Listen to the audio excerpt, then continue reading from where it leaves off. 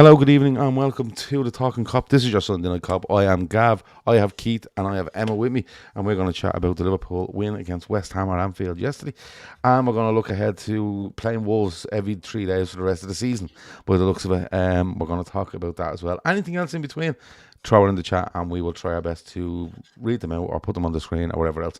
I do see a lot of people talking about rules or something like that, that they're bringing in next year. Has Arsene Wenger finally got his way? That would be my question, because he loves the old rules, doesn't he? He's mad about the rules. But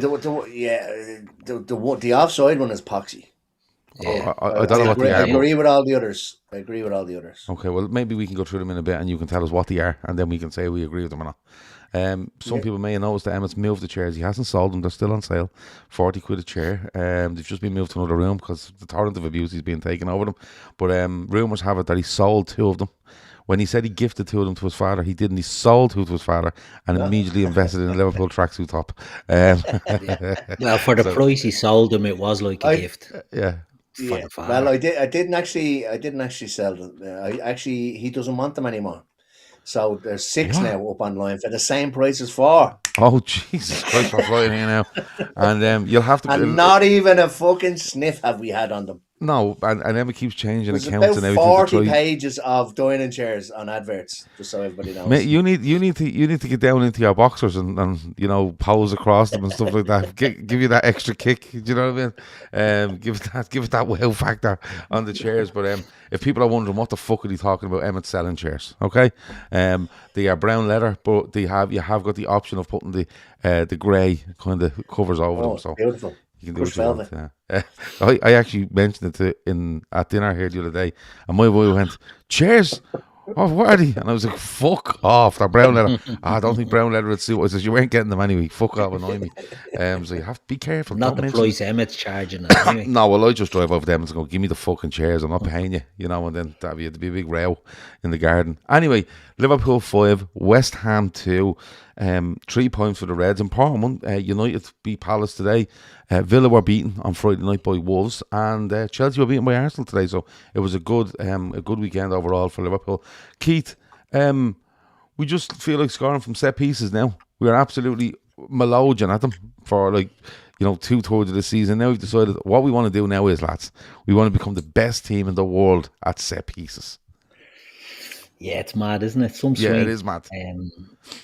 Obviously, you bring in a set piece coach, and I hate the fact that these fuckers are famous now, set piece coaches, and it's Murals. Such a big thing. Yeah, obviously the Arsenal fella, but your man at Villa and all celebrates goals with them, and it's a mad scene.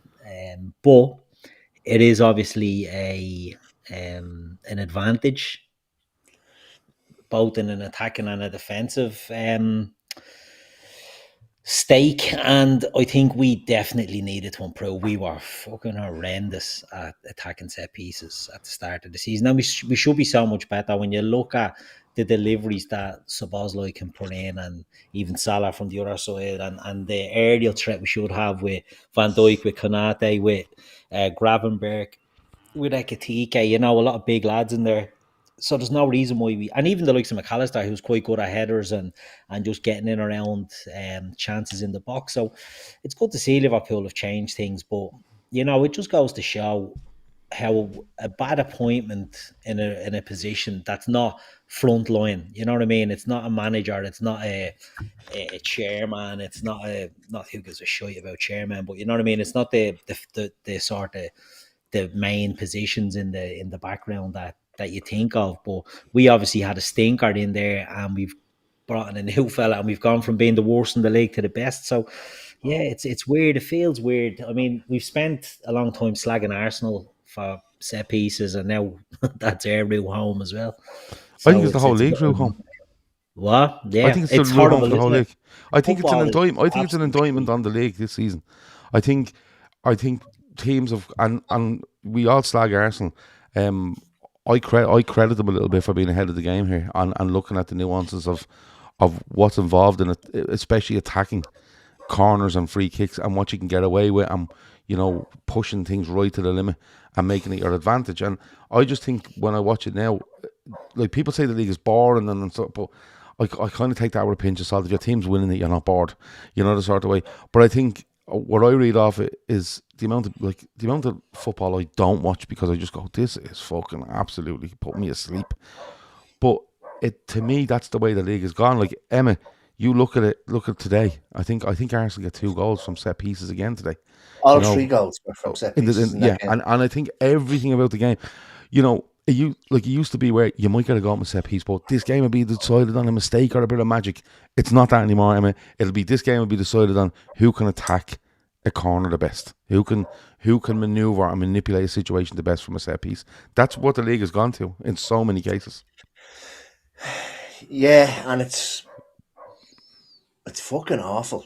Epoxy. Like, you don't mind a team that plays lovely football and then will score the odd set piece, or will play lovely football, will have a shot on goal, the ball get tipped around the corner by the keeper, come off a defender, something like that, and then they get a corner, and it's like it's a bonus chance to get a goal. So, like, scoring from corners, like you just said there, is a great kind of tool to have, but it shouldn't be our only tool. It's not that it's the only tool. I think it's become the ultimate tool.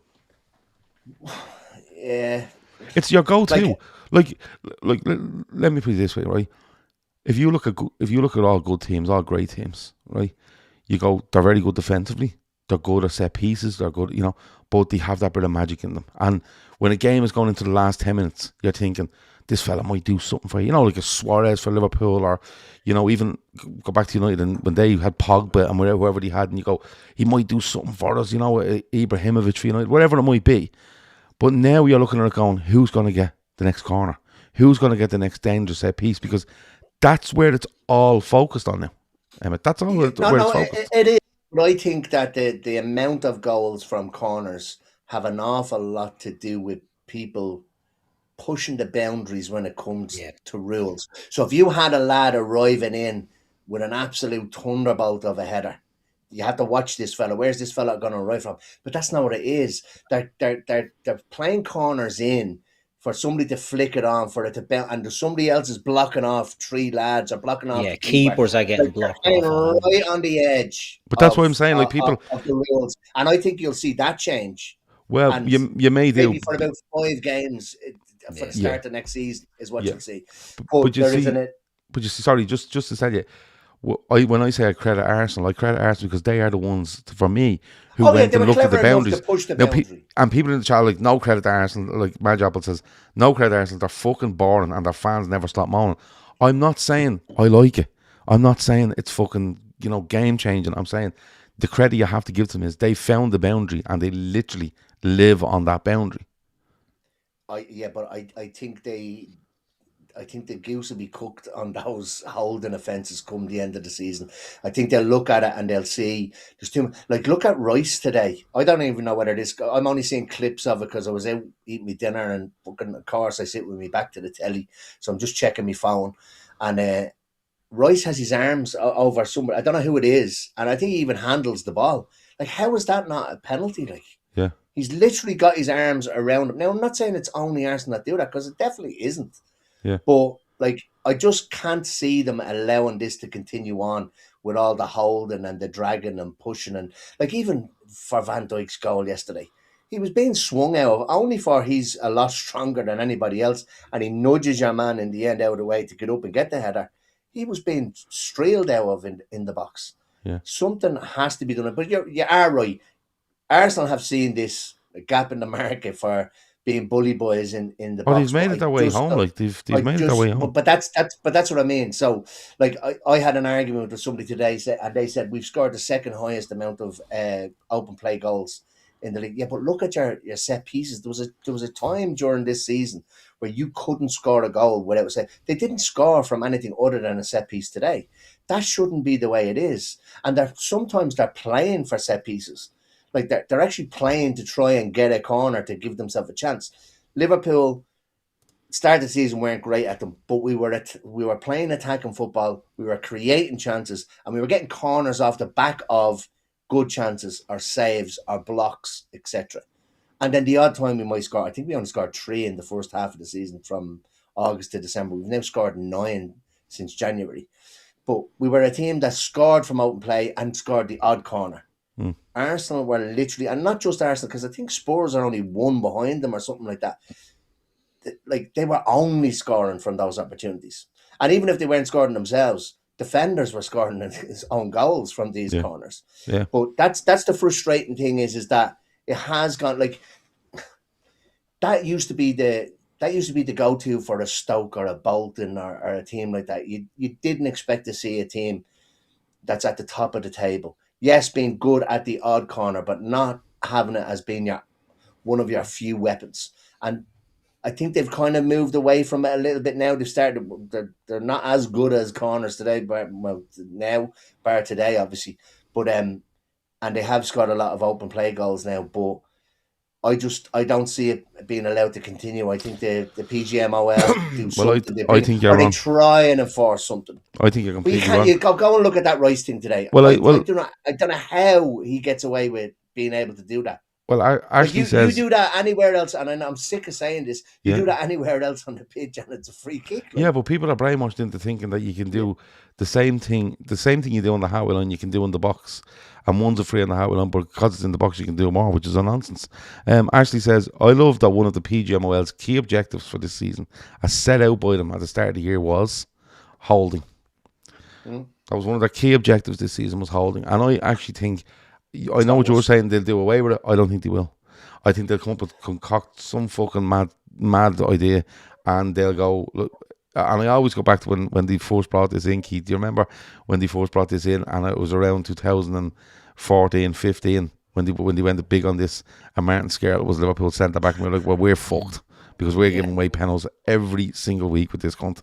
But it never turned out. It happened for, like you say, a couple of weeks, and then they just, they go away. And we do a show on I think it might be Tuesday, but it won't be this week. Good process over on our Patreon channel, and it's about the PGMOLs and referees' decisions over the weekend. And I swear to God, without even looking, I know Ashley's going to I know what she's going to bring me this week, because stuff that happened last week, they've made the complete opposite shouts this week on the same stuff. It's fucking mad. It's like when they turn a page from one end of the week, from the end of last week to start, this was like, right, clean slate, forget everything that's ever happened, let's just make decisions on the fly here. And they're fucking horrendous. So no matter, I think, people say, moving players around and thing, I think they just play on the fact that these are inept. And they just go, lads, just keep trying it, because they'll give one week and won't the next. And if we're in the position where we get a decision for us this week defensively, we get the opposite decision next week offensively, which means it's two good decisions for us. I think it's mad. But anyway, Jono says Spurs were shafted. Absolutely. It's insane what happened for Spurs' first goal today, considering what happened last week against Arsenal. It's mad. Go and watch it. If you haven't, go and watch it. But on to Liverpool. Is this the one they conceded today? No, so last week the ball comes in, Komawani. When we actually analysed it on the Good Process show last week, Colin Moani doesn't actually push Gabriel. What he does is he goes and stands really close to him, puts his hands on his back, never moves his hands, and just steps away from him. So it looks like a push. He actually doesn't push him. Ball drops, he scores, it's disallowed. Today, ball comes into the box. Jimenez does worse than that to Dragosin. Ball goes in, I think it's Harry Wilson scores. And they're like, mate, he pushed him. Now it's all right. Goal. And Spurs are fucking apoplectic over it.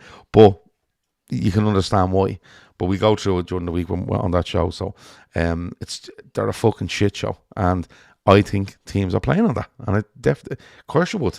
When you see how inept they are, consistently inconsistent. Yeah. But look, back to Liverpool. Keith, we were here last Sunday and we were talking about how poor we were in the first half. Our lack of... People didn't like it.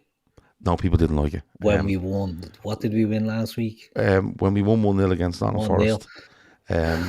When you Fair win to say anything about a 5-2 win this week. Well, when you win 1-0 away to Nottingham Forest and you've been that bad in the first half, you must forget the first half and just concentrate on the fact that we scored one goal and they didn't, which is mad. It's okay to be happy with a win, but still go, what the fuck was that? And that's exactly what we done, and we make no apologies for it. But we spoke about the lack of threat from us last week in the first half, how the changes helped us. he changes it a little bit around this week. He puts Joe Gomez in at right back. He brings Szoboszlai back into midfield. He keeps Gakpo. He keeps Salah. Ekitike starts up front. I'm not. Look, I have to preface this with I'm delighted we won the game, but can we just come to the conclusion here, Keith, that he's never going to change from now to the end of the season with regards to who his front players are? Yeah. And he's not going to change from the start, and he's not going to change on a regular basis. That's just how he's going. Yeah, it looks that way, doesn't it? It's frustrating in a way because we've spoke about this in the past. Our wide players are the problem in this team. Cody Gakpo and Mohamed Salah are just not performing. Gakpo gets a goal yesterday after he misses a sitter. Salah is very ineffective yesterday. And again, we're getting, we win 5-2, but I don't feel we posed an awful lot of threat from the wings, which is a bit wild to say. Is Chiesa going to make a difference? No. Is Engamoa going to make a difference? No. Even though he impacts games now when he's coming on, he done well yesterday when he comes on. But I think we can accept that he's not going to be starting any games anytime soon. He's not going to get significant minutes anytime soon. So we sort of are where we are. Real talk saying Gakpo played. Didn't think he played well. He put a lovely ball in for the Frimpong goal. But ultimately, I thought Goal, it was long goal, yeah. much the same, really, in my opinion. But everyone's entitled to their opinions. I'm not saying real talk is wrong. Just I don't think he was great again. It's the style of player that Cody Gakpo is that I don't think is great. It's similar to Salah, this version of Salah, that they're not penetrative enough. They're not, quick enough. They're not like Gakpo doesn't play the game quick. Very cumbersome or something, or he slows it down and it's the same move all the time and it's easy to defend and things like that. So, I just think our attack needs something different in it, and we just don't have the personnel. We don't have anything there to change it up. So I think it is going to be, this is what it is. If they play poorly and we get a goal out of one of them and we win the game, ultimately I'm not going to be too upset about it, but I just think it's one key area where we need to improve next season. I think we really need investment in pace out wide, in goals from out wide. Who them players will be, God knows. We can guess and speculate, and then come the summer, it'll be someone totally different. But you touched on the Gomez thing at fullback, which I think was important. I like Gomez at fullback. I know you're not a fan, Gav, or haven't traditionally been a fan of a Gomez at fullback, but it just frees Szoboszlai to go into midfield, and the difference he makes in there. He's our best midfield player. Simple as that. He's our most creative player when we don't have Wirtz. So it was important to get him into that midfield. So I was happy to see Gomez play. I was happy to see Frimpong on the bench. The team, when I looked at it, I was like, yeah, no complaints. As I said, I was half expecting a Szoboszlai at right back and maybe Jones playing the midfield. I was glad with what we saw instead. That's not a dig at Curtis Jones. It's more just glad to see that Szoboszlai was in the middle. And it was a game where ultimately I wasn't as bothered about it. I was, the WhatsApp chats can be a bit mental at times, where people are panicking when you have a 3-0 lead and a 3-goal lead. And every time you concede, it's like, oh, we're going to concede. I don't think, West, again, we said similar last week that we gifted Nottingham Forest a lot of chances. We gifted West Ham a lot of fucking chances again yesterday. That's the worrying thing for me. We're gifting teams chances. And even though West Ham got 2 goals, I don't think they looked particularly threatening. I wasn't worried at all when we went 3-0 up because I didn't think West Ham had it in them to get back 3 goals. And that's just me. I think, as I said, Allison gives a sloppy pass out. Gravenberg gives a sloppy pass. It's stupid stuff by us. But I just think West Ham probably don't have the firepower to ultimately, overturn a 3-goal lead at Anfield. But I know people are nervous about it. Me, I thought it was relatively comfortable. But for a 5-2 win, the type of goals that we got weren't exactly, barnstormers. We touched on the set piece thing. I'd rather nice goals from bleeding open play and cutting teams open rather than goals from corners. But look, we'll take whatever we can get at this stage. Yeah, look, I think I didn't think Gakpo was too bad yesterday. Yeah, he misses a sitter. I think he gets a booking as well for pulling someone back, doesn't he? And you're like, what the fuck are you doing that for? Look, he gets the goal. Yeah, he's a bit fortunate. Sorry, Fortunate. with it. But you know something, he gets the ball, and I don't mind a player coming inside. Like, he gets hounded for this, doesn't he? Coming inside and fucking trying. But if Gakpo can get the ball to the goal with the shot, I'm okay with it. That's Oh what it's yeah, all about. he's usually got a good strike from Yeah, them positions. but a It's lot of just times a what bit was happening was cumbersome. he was taking too Lashing many off with their touches. shins. Yeah, but he was taking too many touches and probably someone was getting a toe in, or Yeah. he was taking too many touches and he was stretching to try to hit one and there was no power in it and people were blocking with it. But that one, he slowed the guy right up and he comes inside, hits it. Yeah, it takes a deflection, but it goes in. That's the look you're looking for. And if you're committing to coming inside and hitting a shot and it deflects, so be it. You know what I mean? I'm not taking that away from the fact that Gakpo scored a goal yesterday because he put it in an area that he could score, and he did. I think Emmet, I know Matt on the post-match shows, both on YouTube and Patreon, was going on about the midfield. He thought the midfield was really, really good in terms of the shape of them and stuff like that, and it was an improvement. But I still think the build-up leaves a lot to be desired in what we're trying to do. And I don't want to sound too negative in this because I'm going to be very positive about other things later on, but I just think it is still a bit pedestrian. A couple of things, a bit pedestrian, and then when we do kind of hold West Ham at arm's length and get 3-0 up and you're half time, you're thinking, right, let's go and put our foot down on these and make a 4, make a 5, make some changes, give some people, and we just. To me, it felt like, we're 3-0 up, aren't we the best thing in the fucking... Are we the best thing since sliced bread? As soon as the whistle goes for the second half, and we can see it once nearly straight away, and you're like, why are we doing this to ourselves? Did you see a little bit slow in the build-up? Because I think, as much as we're going to have a go off Salah and Gakpo in terms of what they can do individually, I said it last week, I think the midfield... And when I said last week, the midfield are terrified that the ball goes up, is it going to come straight back at them? There's times where I do want the midfield to go, you may be that, but can we move it a bit quicker and make your argument about being worried even ironclad because we're giving them the best opportunity to do stuff and it's still not happening. I thought it was a bit slow for much yesterday. Played into West Ham's hands a little bit, although 5-2 tells you it didn't. What I felt was, so yes, slow, not enough intensity. I thought that we were a little bit lackadaisical in our passing. I just think you see Kanate pass one straight to somebody, like only about 40 yards from goal. Keith mentioned Allison. That's schoolboy. Like what? Like he's literally right in front of you. And then Gravenberch, and it was just, I got that kind of a feel of they were kind of smelling themselves. I don't know at what stage those mistakes were made where we actually up. Well, look, we were up in the first 5 minutes, so we were probably one up at one stage. But it was like we're better than these, and we're just going to pass it around. And it was, we weren't looking after the ball enough, for my liking, and I think West Ham wanted it more, even though we were probably a goal up.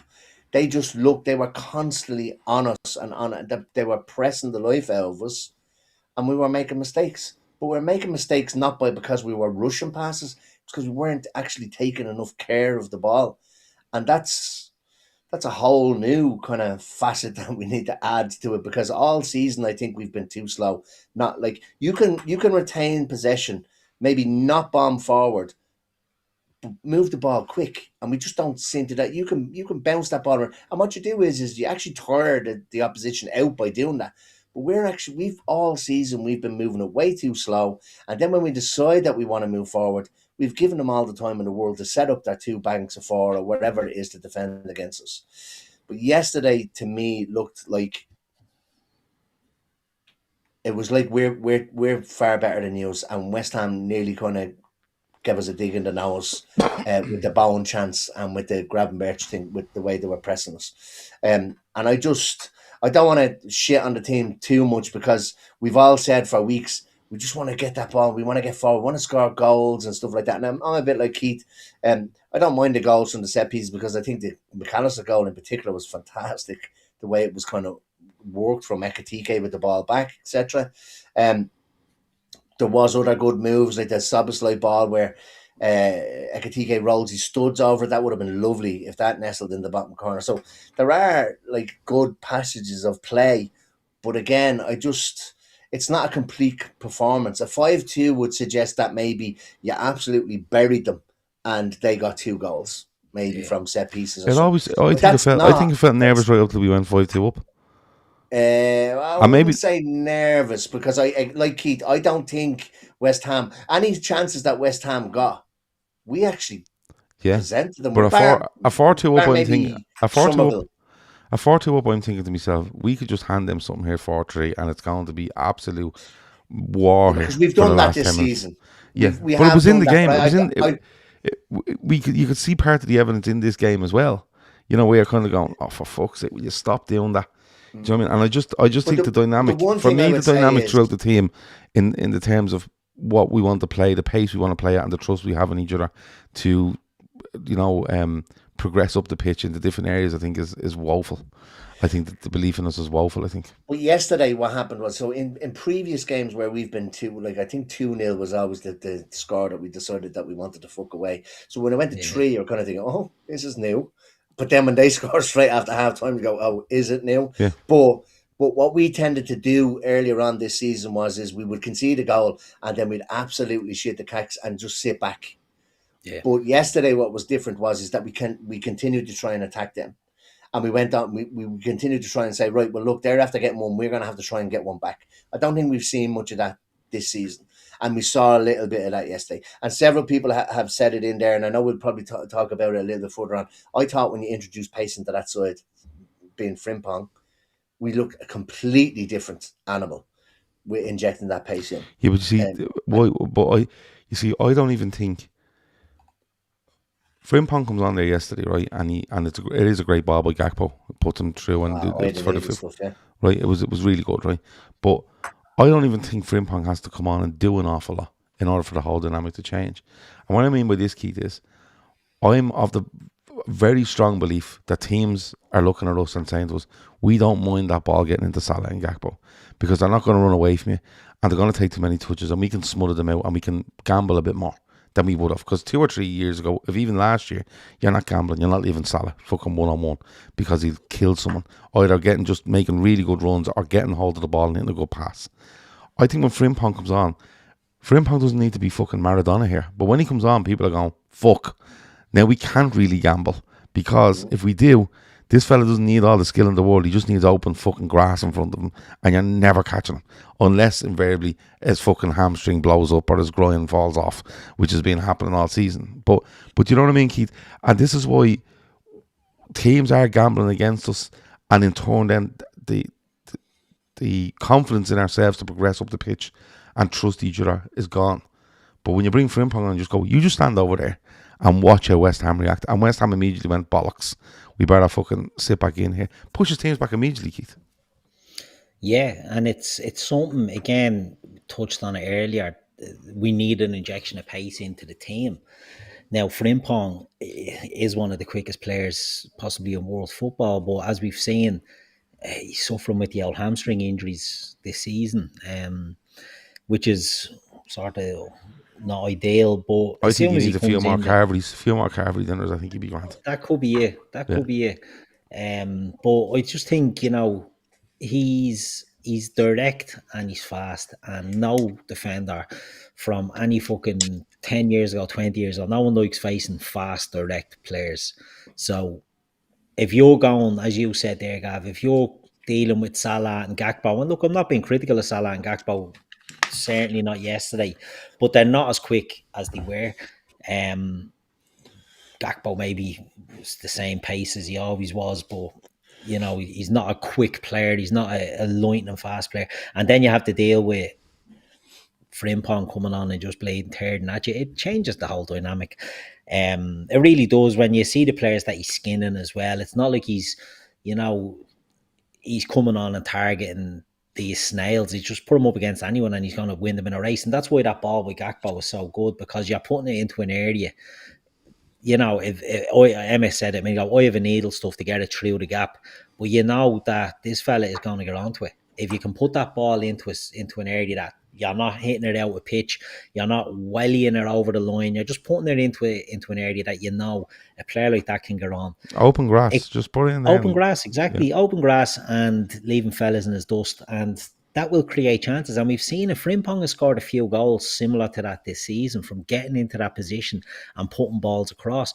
It's a scaldy thing, you know, it's a deflection that goes in, but they're hard to defend because you're putting the defenders on their back foot and you're making them have to think differently. And that's why if they're diving around and all, anything can happen. You know, I look at kids football all the time, and the team my lad plays for have this allergic reaction to putting balls in low and hard across the box.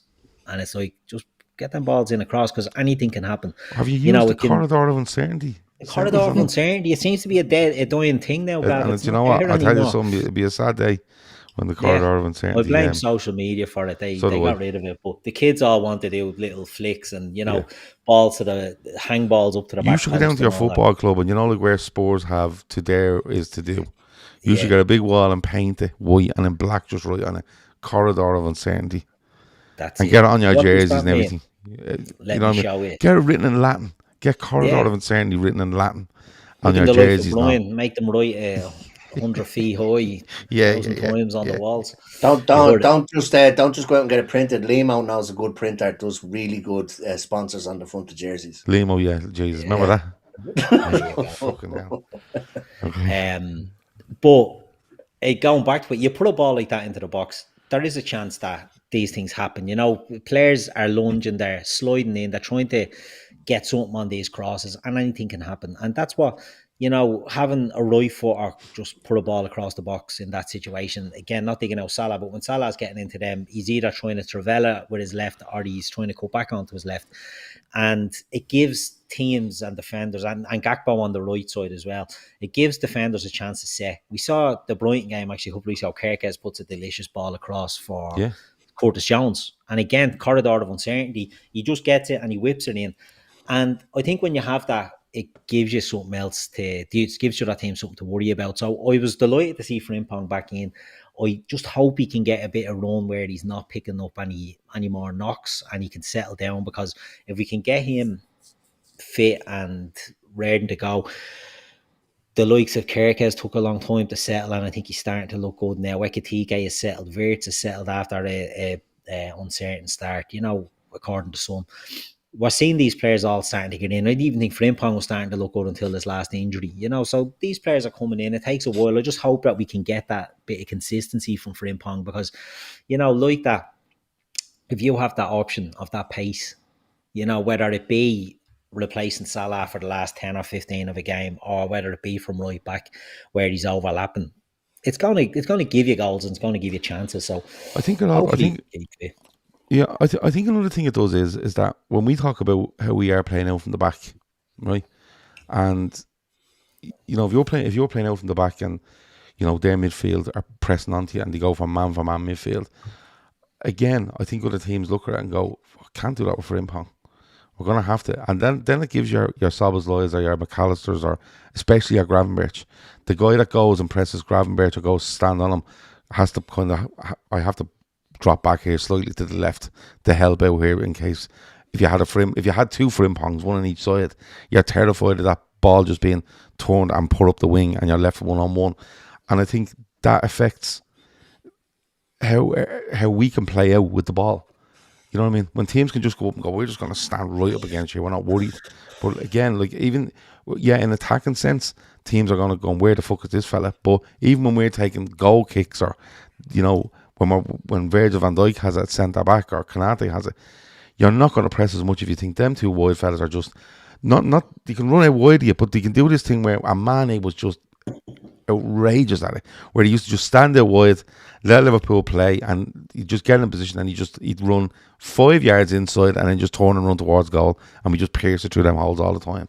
And I think we can say what we want about our players, and we can, remember them as how great they are, and we can see their faults in them. But I think the most damning thing is how teams are approaching us tells you more about our players. Yeah. You know what I mean? And, like West Ham are never going out and pressing like that against a team of Salah and Mane from 3, 4, 5 years ago, or Diaz or whatever. They're just not. I think what they're trying to do is telling us what we really need to know about our players. But Emmet, I want to be positive about Hugo Ekitike. We've been so good about him. Even when he took his jersey off and got sent off, I thought it was fucking hilarious. But everyone lost their shit. But I think, not that we're running out of superlatives for him, but week on week, he's standing up. I'm not asking to be the game changer. I'm not asking to be the best player on the pitch every week. But I think if Liverpool get into 5th or 4th or even 3rd in this league, by the end of the season, a lot of it will go down to the likes of Szoboszlai, etc. But you have to shine a big light on Hugo Ekitike, because the age he's at, the experience he has, 4th season in England, comes in basically as an £80 million second striker, let's be fair. Yeah. And he's dragging this team by the fucking scruff of the neck at times. Yeah, he has off games, but yesterday there, brilliant finish for the 4th. He's so good for the McAllister goal, and even the Gakpo one. Yeah, it's an assist, and you lose that to him lightly, but it's a lovely bit of play by him to get away from a couple of players to get it to Gakpo. He's really, really good, and I think he deserves to be in a team where we have got Frimpong Mark 1 and Frimpong Mark 2 down sides of him, and a midfield that can then go and play. Because even if you look at the assist from McAllister yesterday, it's fucking brilliant. Yeah. Yeah, he's doing what the other forwards can't do, and that's when the ball gets to him, it sticks to him. And then he seems to bring other people into play. And then if he can't bring anybody into play, he's probably thinking to himself, I'm just going to turn here and run at them. And he's absolutely unbelievable to look at running at defenders. And his turn of pace is scary as well. But he just has that kind of a swagger about him. I was not going to say a little bit concerned because I didn't fucking know anything about him. But like when he came in, you probably thought that he would take a while to hit the ground. But he's literally hit the ground running. The way he strikes a ball is very little backlift. He seems to strike when he's through. He seems to strike the ball early, which always catches the goalkeeper out. His link-up play is fantastic. It's just a shame that he's playing with two people that are playing out of form. I'm not going to dog them too much.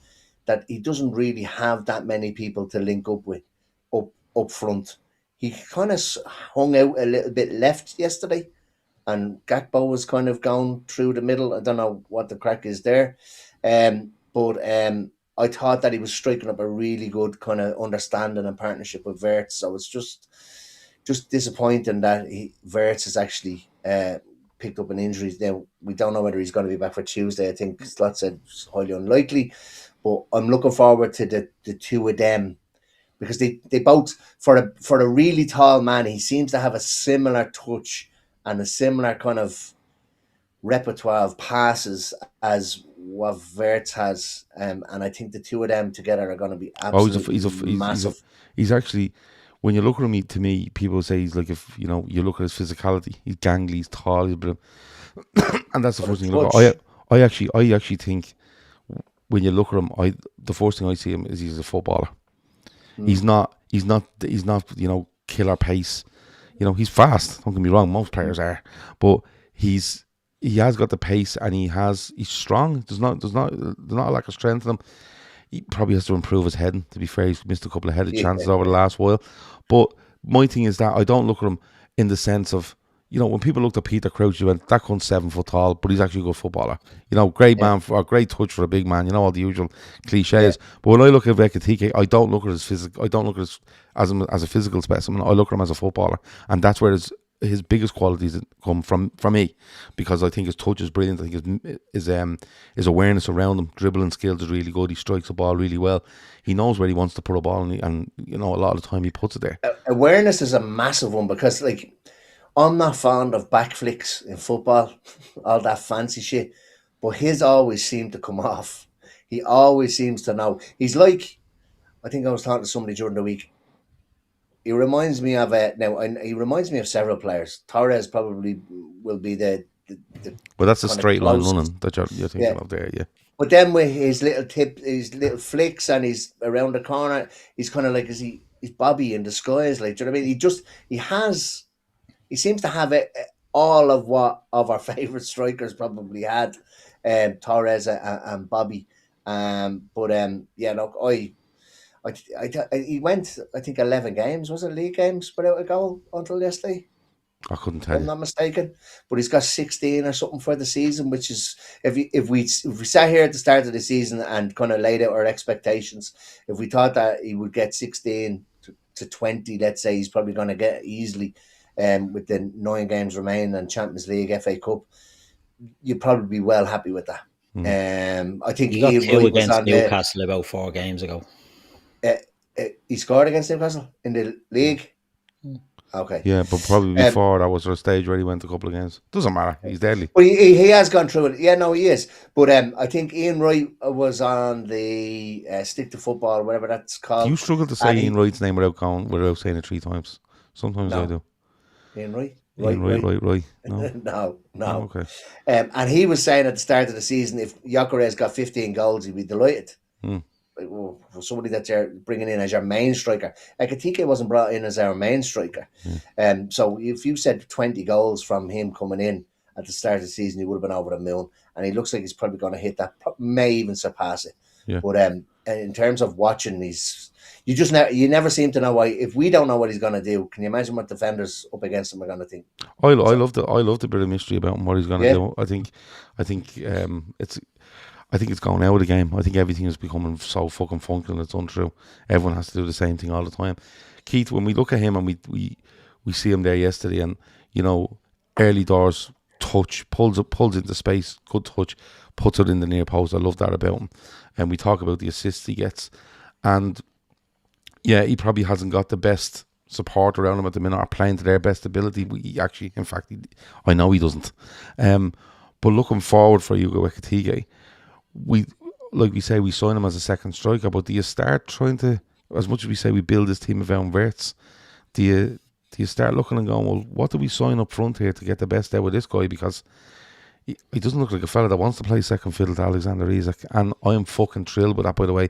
If we have to have an argument every week over which of these two start, because they're both scoring, it's great, but I think he deserves to be given players around him next season where you go, they are such a fucking threat that you're going to get even more room to do your thing.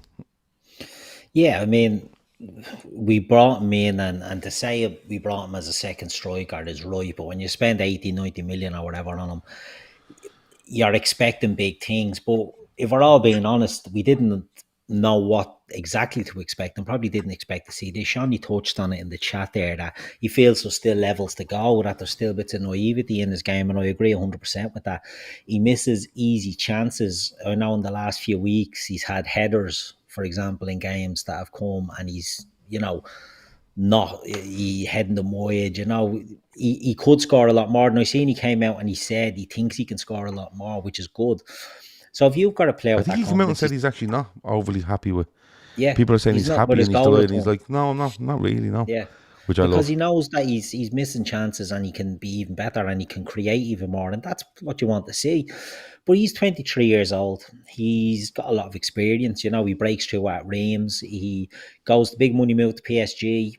In that stage of Messi, Mbappe, Neymar, loads of players, a bit of a logjam. It was never really going to happen with him, but he done a few bits and bobs, and then goes to Frankfurt and tears it up at Frankfurt and does it in a team where, for the first half of last season, he's feeding a lot to Omar Mamouche, and when he goes to City, he takes up the mantle of being the main goal scorer. So we've seen two different types, and I remember listening to a pod in the summer when we signed him about which type of player do we get? Are we getting a creator or are we getting a goal scorer? And thankfully, he's taken up the mantle of being the goal scorer, because it softens the blow of Isak taking time to settle in. if we didn't have Ekitike doing what he's doing and we had Isaac struggling in front of goals, it'd be a lot worse and it'd be a lot more shite that you'd have to be listening to and batting away. But the fact that he's stepped in here and he's done the business more than we could really have expected from him, it takes that burden away. And you're right, if that means that like Alexander Isak comes in and he let's say he starts playing well, I think up until his injury, he takes a goal that is exactly what we thought we'd be seeing from a typical Alexander Isak goal, and he gets fucking broke up while doing it. If we can see that from Isak going forward next season, there's no reason why they can't rotate. There's no reason why they can't both play together. There's no reason why, depending on who the manager may be, whether it's still Arne Slot or someone else, might play two together, might look to put Ekitike coming in off a wing, though I'm not really a big fan of that.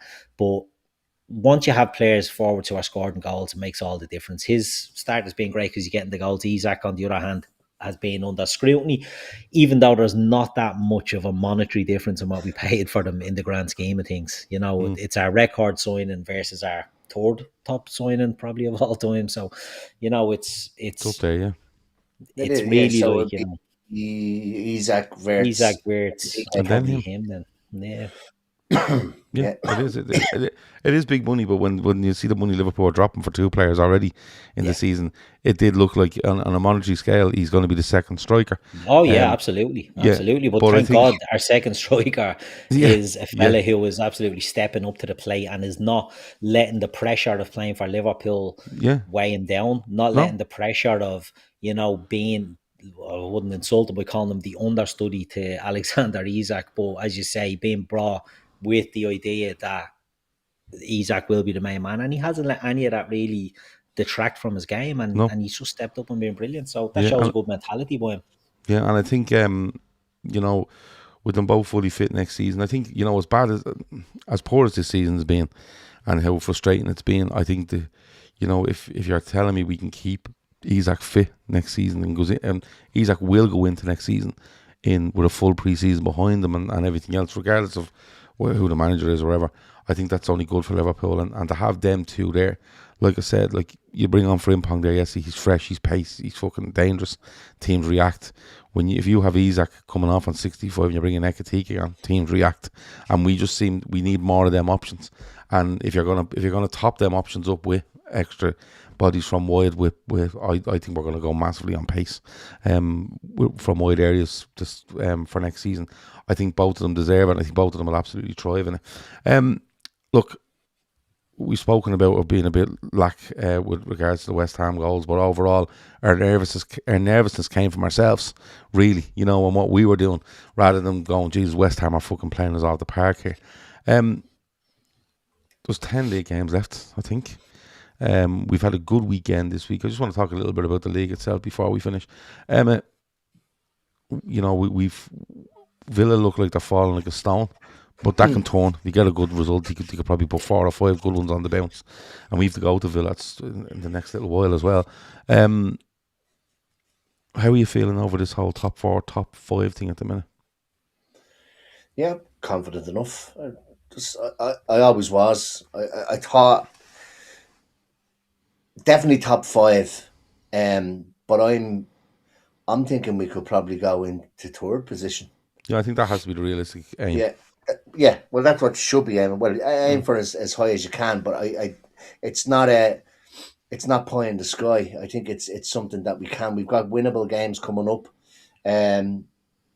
Wolves on Tuesday. Then I think we have them on Friday, Wednesday, Thursday, and Friday. Then we play them Sunday. Then in the Zenit Data Systems Cup. We're going to play them and then I think it's Spurs after that at Anfield, is it? Yeah. So there are winnable games coming up. We still have to play Chelsea. We still have to play United. We still have to play Villa. So it's in our own hands. I think you play the way we did on Saturday against any of them, you're probably coming on. You're not going to be winning 5-2. So we just need to tighten stuff up a bit. Look, there's been improvements. We've won 6 of our last 7. So we've wanted to see improvements, and we're still kind of not there it's still a bit of a rough diamond. Certain things if they can just get their head into the game. I think this playing Saturday, Tuesday, Friday is probably going to suit us. You see, I'm I don't of like that these opinion as long well. gaps in. Either I do I. don't like these long gaps. I think the only thing that's counting against us, and it's Arch is there. United will have an advantage with one game a week. Absolutely, right? They United are that seems to suit them. I think if you're, but I think when you look at Liverpool, the only thing that kind of gives me comfort in the breaks in between is we can't get more injuries. But I think if we can hold out on injuries between now and the end of the season, I want Liverpool playing more games than Manchester United. I don't want to go to the FA Cup and the Champions League quickly here and just have one game a week for the last 6 weeks of the season.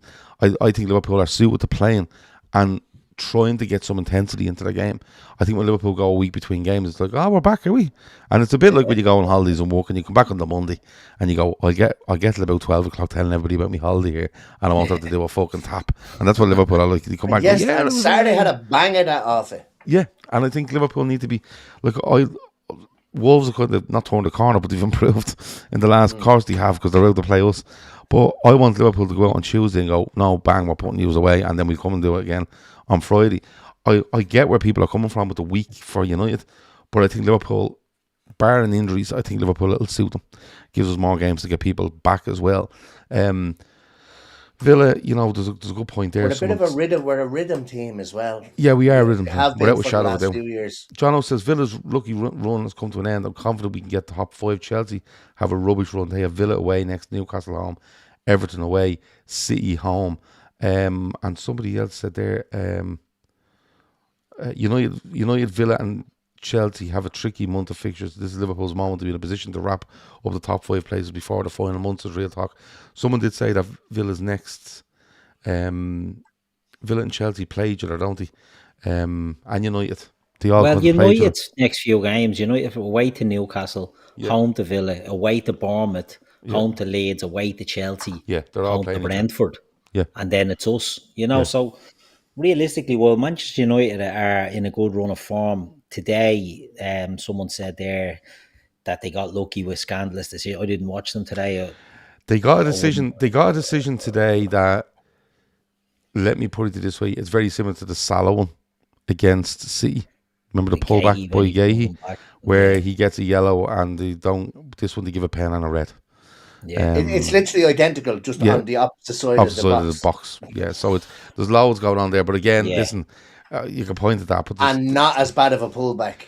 No, we kind of. But they seem to have got a nice sort of run to get them up to where they are now. But you could see, because the holes in United potential banana skins there in them fixtures. But Carrick hasn't reinvented the wheel here. What Carrick's done is gone in and went, listen, we're playing back 4, we're going to be solid. We have a couple of players that can do something for us.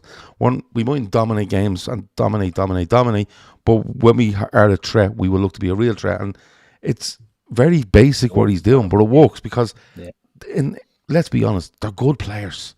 They're just all over the fucking place most of the time. Villa dropping off. Chelsea are a bit mad. United are having a wonderful season according to loads, and they're 3 points ahead of a horrendous Liverpool, which is mad. At the other end of the table, is anybody getting? Sorry, before I do, Alan lost in the chat because he says, lads, can we give a shout out to Patrick Lawson, who's stranded in Dubai? Anybody that's panicking, it's not his brother Patrick Lawson. It's just a Patrick Lawson. I'm convinced the Lawsons might be starting a few rows around the world and they're just not telling us about it because their cunts are everywhere. But give a shout out to that Patrick Lawson as well. He's stranded in Dubai. Is anybody getting, and I'm not even saying concerned, but anybody looking at Spurs going, whoa, this is getting tasty now? Yeah, you have to. You have to look at them. They're dreadful, right? Absolutely fucking dreadful team. They've brought in a manager who has no track record of shown that he can turn things around. They've got a horrendous injury list and they've got the pressure now. The fans hate them. The fans, are starting to turn on everything. The stadium, they're like, it's a soulless fucking commercial juggernaut. It's not for football. Everything about them is toxic now. The only thing that saves them is that the teams below them are shy. Yeah. West Ham, I know people thought they could put up to us yesterday, but you know, do you really think they can overturn that deficit? I'm not sure. Maybe. Burnley, very unlucky yesterday, in fairness, 3-0 down to get back to 3-all. Think they go ahead and then concede, and then think they equalise and it gets ruled out. Burnley are putting up a little bit of a fight, but they're too far off. Look, anything can happen. You know, I don't give a shit, but you'd need Burnley and West Ham to put a run of fixtures, a run of wins together, rather than Spurs to lose, because I've no faith that Spurs can put a run of wins together. Could be wrong, but I just don't think the others can do enough to overtake them. But it's 2 years on the trot, and I don't know what their expectation is, but I don't know if we spoke about this last time, but Aston Villa for a few years circled the drain until they got relegated. Spurs are doing the same thing. 4 points off the We bottom said three. it. They'd be the biggest to go down. It'd be the biggest shock relegation, but you know. My thing on it, Emmet, is that, and maybe I'm not giving these players enough credit, but I think when you see some teams, right, and you go, they're in trouble, they're going to go down, like let's say the Sheffield United of the world, where they're just going to go down, and Burnley's of the world, the majority of that team now, listen, I'm going to get a game in the Championship next year. You know, a great season in the Premier League. I might get back up again and get me out bonuses, and I'm not writing them players off. It's just, but a lot of them are just Championship players that may make it at the Premier League and get a bonus year or two in their careers in the Premier League with more money, etc., etc. My worry on this sports team is there's an awful lot of them players that I look there and go, they have no fucking interest, and if it comes to the crunch, they'll just go, it would actually get me out of this club quicker if they go down, because they have to lower the price. I can demand, etc., wherever I want, going somewhere else, or have more of a scope to demand more when I'm going to wherever I'm going, because they're getting a reduced fee. I just don't. I still look at them and I just think it's a big gang of individuals, and they don't look any way coherent in what they're trying to do. It's a big gang of individuals that they know they'll get a move elsewhere if they go down. That's what I'm saying. That's exactly with the likes of a Sheffield United or teams like that. Like you see them kind of nearly galvanized as a team, and they'll go down. They'll go out on their shields, basically, is what they're saying. Spurs don't look in any way, shape, or form like a team. I think you said it last week. They're like a group of individuals playing football together. And it bleeds into the manager where he goes, yeah, they're all just individuals, throw them out there, maybe one of them will do something and we'll be grand. This is a manager that hasn't spent more than 9 months in a job in the last 4 or 5 years. Yeah. Igor, Tudor, or whatever. But like, I'm looking at Spurs' fixtures here. They don't have easy games. Yeah. Now, the reason I pulled them up was maybe they have a game against West Ham. And if they win that puts it to 7. They don't play West Ham till the end. They don't play West Ham at all anymore. No. So they've got Forest, Palace, Forest, Wolves, Sunderland, Brighton, Aston Villa, Leeds, Chelsea, Everton. Yeah. Like where? And they play us as well. They come to Anfield in between 2 games against Atletico Madrid. Yeah. Where are they getting their getting their points from? Like, yeah, you see, I think the only thing that probably saves them is, you know, West Ham or Forest will just won't be fucking. Worse. But West Ham, despite that win yesterday, I think I actually put up the stat yesterday, they've taken 34% of their points this season in the last 6 games or something like that. They took something like 10 or 11 points from the last 15 or something. Yeah, like so they're not in all right, they're beating Anfield, but they're not going to walk away from Anfield going, oh, well, just for shite again. You know, they still have a bit of belief, and especially when they see that Spurs are around them, it's not like they're caught adrift here. They're forced, like, Spurs are 2 places ahead of them and it's only 4 points. Yeah. Do you know what I mean? So if you can put 2 or 3 wins together, or 2 wins and a draw, or a win and 2 draws, all of a sudden you're looking going, lads, there's only 6-7 games left here and we're ahead of them now. They're going to be under more pressure. I think the worst thing that could possibly happen to Spurs is if they go through against Atletico Madrid. And it just becomes a bit too much. They won't. Oh, they just start to zone in on Well, because they don't have too many fucking games. They don't. Yeah. They've practically got a starting 11 injured. Yeah. They don't have they didn't always have that. They were poor last year, but they are missing some really good players as well at the same time. But I just think that like it's the ideal time for them to say better off out of them cups because they need to concentrate on getting points. And if they get past Atletico, they're looking at playing Barca or Newcastle, two absolute pigs of games. Like those Atletico games are going to be absolute pigs of games. They don't need to be landing themselves in another two. Like take it on the not saying throw a fucking game, but the worst thing that could possibly happen to them, I think, is if they get a result and go through against Atletico. Because I don't see where their next 3 points is coming from. Maybe Forest or Wolves, but other than that, you'd be expecting other teams to beat them.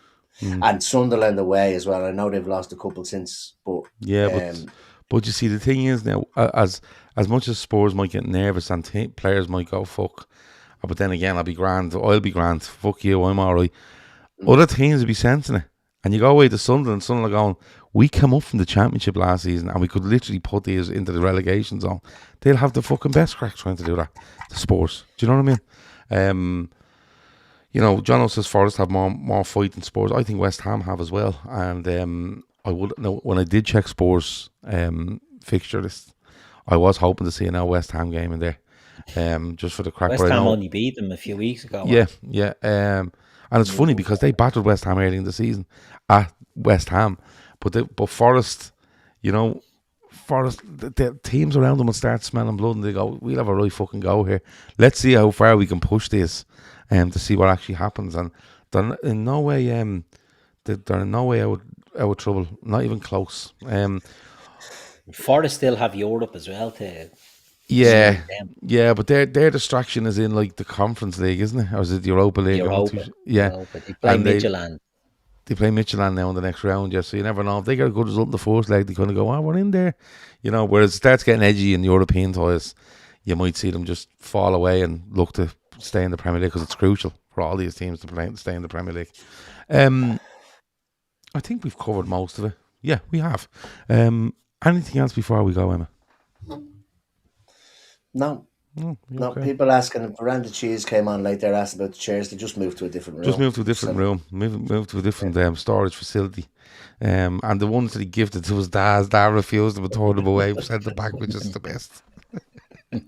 He's not even using them as emergency chairs. He fucked them back. No, he actually kept two of his own because they'd be a lighter to get them up into the attic.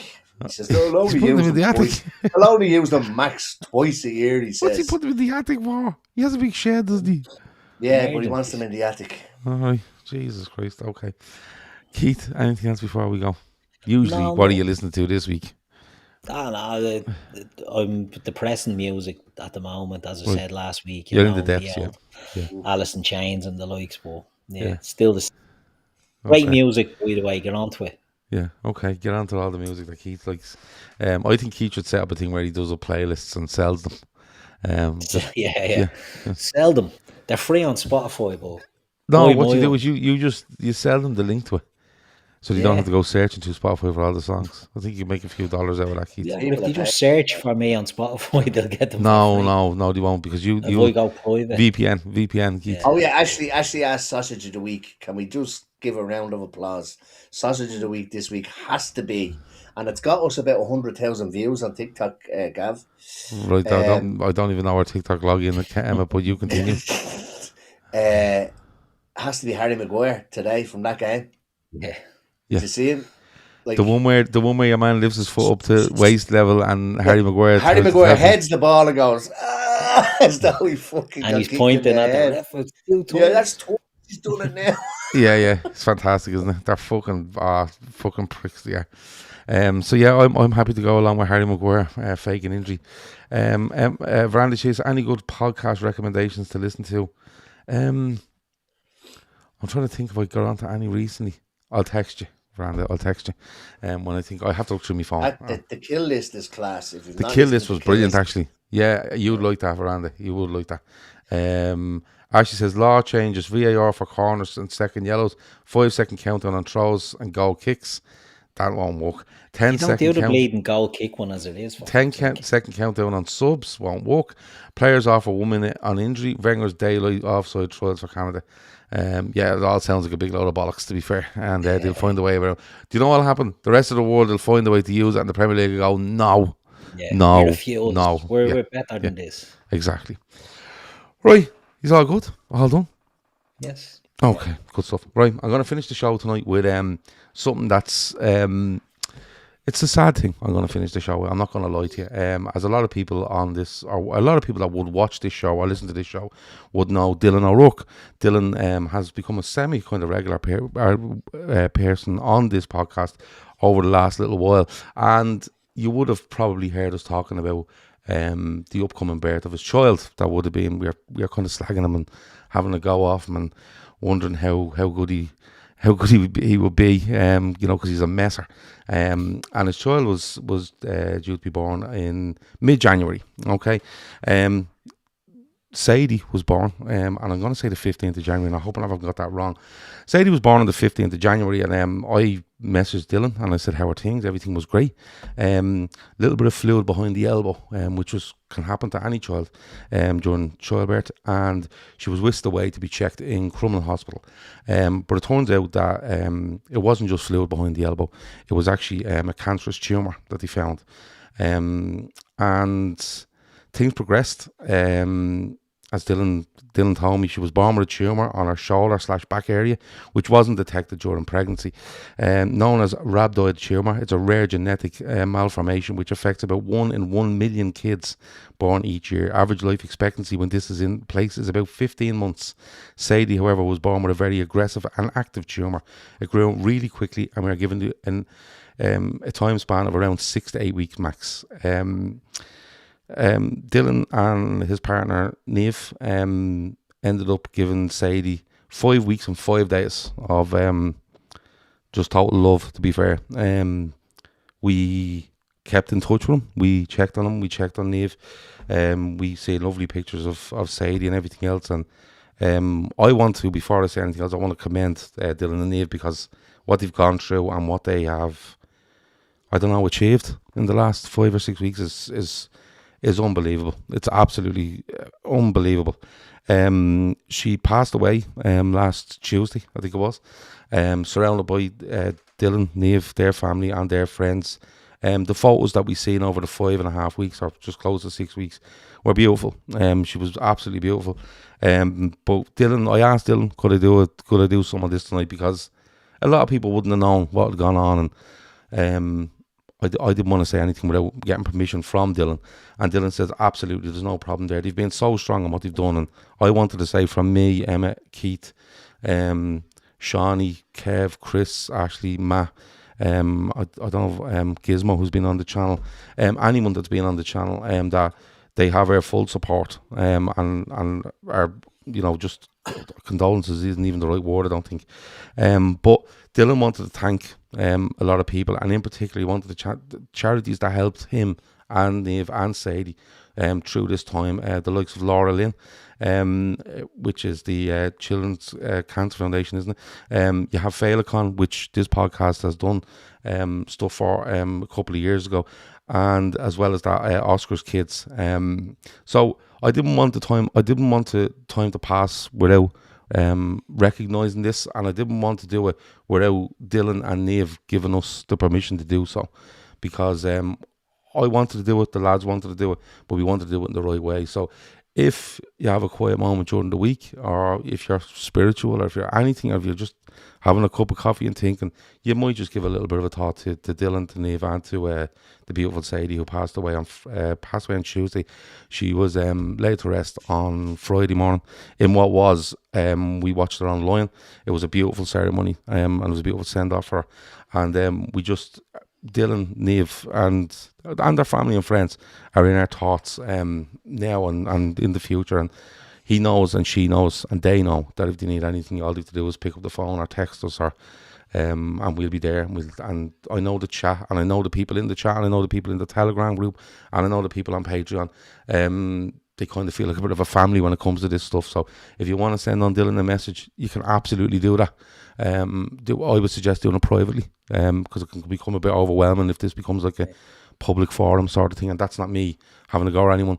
Do it privately. If you're in Telegram, you can click on Dylan's name and send him a message. You can do anything like that.